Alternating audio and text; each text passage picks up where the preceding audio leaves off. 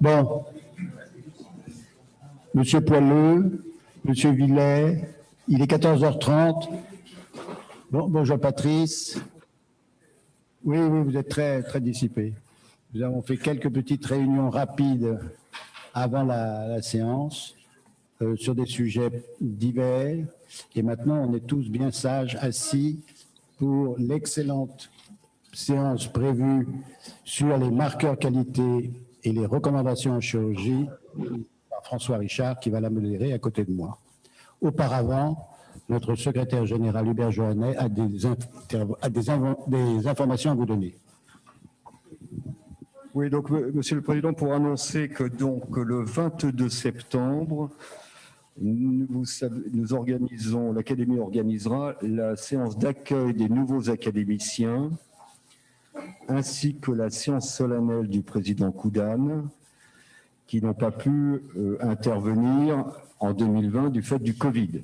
Il y aura donc, dans un premier temps, l'accueil des nouveaux académiciens, élus en 2020, et dans un deuxième temps, au réfectoire des Cordeliers, un cocktail avec un dîner assis, où d'ailleurs seront invités les nouveaux académiciens, qui permettra au président Koudane de remettre les distinctions aux différents chirurgiens ou non-chirurgiens honorés par l'Académie, qu'il s'agisse de chirurgiens ou qu'il s'agisse de récipiendaires des prix des masters des jeunes chercheurs. Donc, notez déjà cette date, le 22 septembre. Voilà. Merci beaucoup. Je passe maintenant la parole à notre secrétaire annuel, Maxime Ross, qui va nous donner le résumé de la séance de mercredi dernier, qui était modérée par Marc Révol, organisée par Marc Révol, et qui était une étude très critique du traitement des plaies chroniques. Monsieur le secrétaire général, Monsieur le Président, chers collègues, la semaine dernière, nous avons eu une présentation modérée par Marc Révol sur la place du traitement par pression négative dans la prise en charge des exérèses chirurgicales. Première présentation, l'introduction par Marc Révol. Après quelques présentations anecdotiques au XIXe siècle, la première utilisation intensive du TPN telle que nous la connaissons aujourd'hui a été faite par les chirurgiens américains lors de la guerre du Golfe. Il s'agissait d'un conditionnement des grosses plaies de guerre pour le transport vers les hôpitaux de l'arrière. Le TPN a été autorisé à la vente en 1995 en France et il s'en est suivi une utilisation exponentielle dans beaucoup de services et il est désormais utilisé dans tous les types de plaies. Se pose alors la question de savoir si les bénéfices compensent les inconvénients et les risques qui sont l'asservissement du patient à la machine, notamment de par le bruit, de par le poids de la machine, la nécessité de formation du personnel et en même temps de recourir à plusieurs personnes lors d'une pause, la dangerosité avérée si ce dispositif est utilisé au domicile du patient par des personnes non formées et s'il n'y a pas une surveillance H24. Il a été prouvé la survenue d'événements indésirables très graves, de décès, qui ont été signalés en premier en 2009 par la FDA et qui ont été ensuite relayés par les autorités européennes. Si la mousse, par ailleurs, n'est pas renouvelée sous 48-72 heures, il y a des risques hémorragiques, infectieux et douloureux. Alors était présentée une première revue bibliographique par Léon Maggiori sur TPN et données cliniques, avec un premier article retrouvé qui date de 1997. Cette revue était constituée à partir de la base de données Cochrane. Le premier article retrouve les bases des bénéfices qui servent encore aujourd'hui à l'argumentation concernant l'utilisation des TPN et leurs avantages supposés en traitement des plaies, à savoir la diminution du nombre de micro-organismes sur la plaie et l'augmentation et l'accélération du développement du tissu de granulation. La revue de la littérature à partir de la base Cochrane a cherché à identifier les améliorations apportées par ce traitement dans le cas de la cicatrisation dirigée pour des plaies aiguës, chroniques, brûlures, laparotomie, plaies chirurgicales. Aucune différence significative n'est mise en évidence, que ce soit sur le succès ou la durée de la cicatrisation. Il s'agit d'une littérature qui est très environ 5000 articles, mais des articles de qualité moyenne avec beaucoup de biais qui empêchent souvent de tirer des conclusions. Seule l'utilisation en prophylactique dans des plaies suturées montrerait potentiellement un taux moindre d'infection qui reste encore à être prouvé.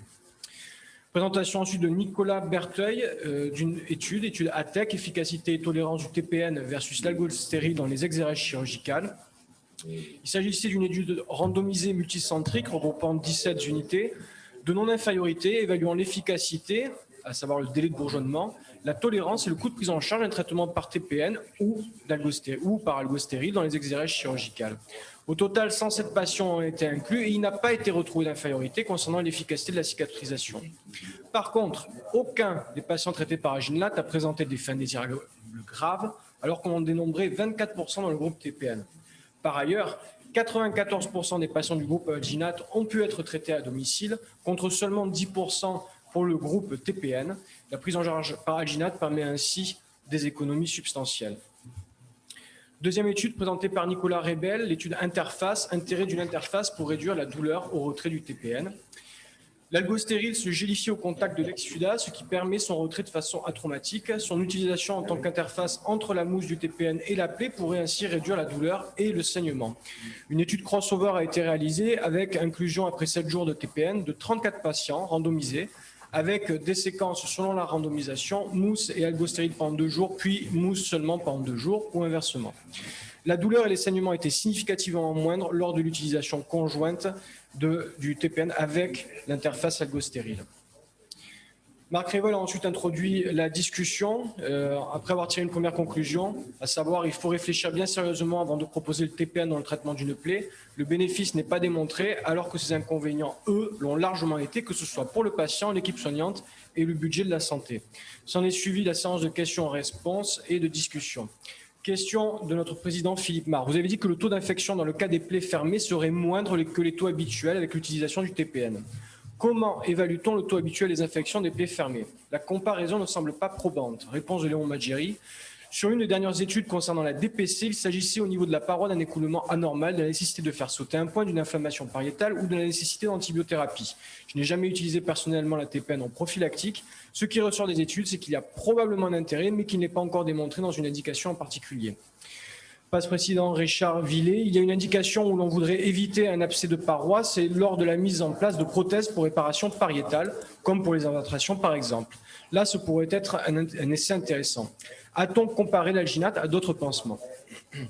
Réponse de Marc Révol. L'intérêt de l'étude ATEC était de comparer ce qui est considéré comme une thérapie révolutionnaire, le TPN, avec un pansement dit conventionnel. Il s'agit d'une toute première étape. Les pansements conventionnels présentent des avantages et des inconvénients les uns par rapport aux autres. On recense 5000 études dans la bibliographie de la Cochrane. Pourtant, c'est un domaine où nous en sommes encore aux arguments d'autorité plus que rationnels. Les 2 études présentées ont comme intérêt de rentrer dans l'evidence-based medicine. Notre secrétaire Hubert Joannet, les bases Cochrane sont-elles toujours de qualité? Dans le cas d'un conflit d'intérêt, une étude est-elle systématiquement exclue? Et troisièmement, dans le cas du TPN prophylactique, le bras contrôle est-il avec ou sans pansement simple? Enfin, l'intérêt d'un pansement n'est pas démontré dans la littérature. Réponse d'abord de Léon Maggieri. La Cochrane n'est peut-être pas synonyme d'extrême qualité. Il existe par contre un critère important lorsque Cochrane refuse de faire la méta-analyse parce que les articles disponibles sont jugés de mauvaise qualité. Les études avec potentiel conflit d'intérêt sont a priori incluses dans la Cochrane. Dans l'étude sur la DPC, c'est un pansement simple. Il n'y a pas beaucoup de données sur pas de pansement du tout. Et dernière réponse de Marc Révol. Le pansement a un intérêt de protection physique ou sociale, mais en matière de cicatrisation, rien n'est démontré. Intervention de Philippe de Messier-Dubourg. Dans le cadre des plaies chroniques toujours infectées, le TPN ne donnant pas beaucoup de résultats, nous avons essayé l'oxygénothérapie hyperbare avec quelques succès pour des plaies vastes. Quel est votre sentiment à ce sujet? Réponse de Marc Révol. Je ne peux pas répondre à cette question. Ici, les études que nous avons présentées ne concernent que les plaies aiguës chirurgicales qui vont cicatriser parce que le terrain est sain. J'ai posé ensuite une question. Par quel mode d'action l'alginate diminue-t-il le saignement? Que sait-on de la physiopathologie du TPN? Pourquoi cela a-t-il été utilisé pour le conditionnement des plaies sur les champs de bataille? Réponse de Nicolas Rebel. Premièrement, il y a plusieurs types d'alginate, algostérile et du polyurate d'alginate de calcium. Il active le facteur 4 de la coagulation, ce qui lui donne ses propriétés hémostatiques. Réponse de Marc Révol. La littérature est extrêmement riche dans la physiopathologie du TPN. On est dans le domaine des suppositions. Ma conviction personnelle est que le TPN ou les autres pansements aboutiront au même résultat parce que ce ne sont pas eux qui sont en cause, mais le terrain. Si le terrain est sain, on aura une cicatrisation. Le choix du traitement se fera en fonction d'autres avantages et inconvénients que la cicatrisation, que sont le confort, l'hémostase, etc. Enfin, le TPN a été utilisé dans le conditionnement des plaies car il s'agissait de gros fracas sur le champ de bataille. Et l'avantage est que le système pouvait être gardé pendant 2-3 jours, le temps du transport, sans que personne n'aille y toucher. Commentaire d'Isabelle Oki-Togbourg. Dans le cadre très spécifique de la fasciite nécrosante, l'apport de l'algostérile d'abord va permettre l'hémostase, Puis, l'utilisation du TPN dans un second temps permet de limiter l'exsudat et le risque infectieux pour le patient, ce qui contribue aussi à faciliter le nursing de ces patients réanimatoires. Notre président, comment a-t-on évolué de façon objective la qualité d'un bourgeonnement? Réponse de Nicolas Berteuil, nous l'avons défini comme un tissu bien homogène, bien rose, non infecté, avec en périphérie de la plaie un liseré d'épidermisation. Un deuxième observateur sur le moment, puis un comité scientifique sur photographie validé la date de bourgeonnement optimale. Hubert Joannet, dans le cadre du traitement à froid à visée curative d'un kyste pilonidal, qu'enseignez-vous? Procédé de fermeture ou exérèse en bloc avec cicatrisation dirigée? Réponse de Marc Révol. Les procédés de fermeture n'ont aucune différence entre eux. La recommandation principale est que le procédé ne doit pas laisser de cicatrice médiane. Me concernant, le traitement doit être une mise à plat suivie d'une cicatrisation dirigée par un pansement le plus simple possible.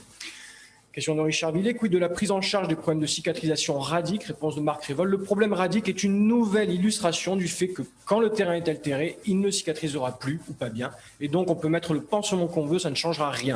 Le seul moyen sera un lambeau.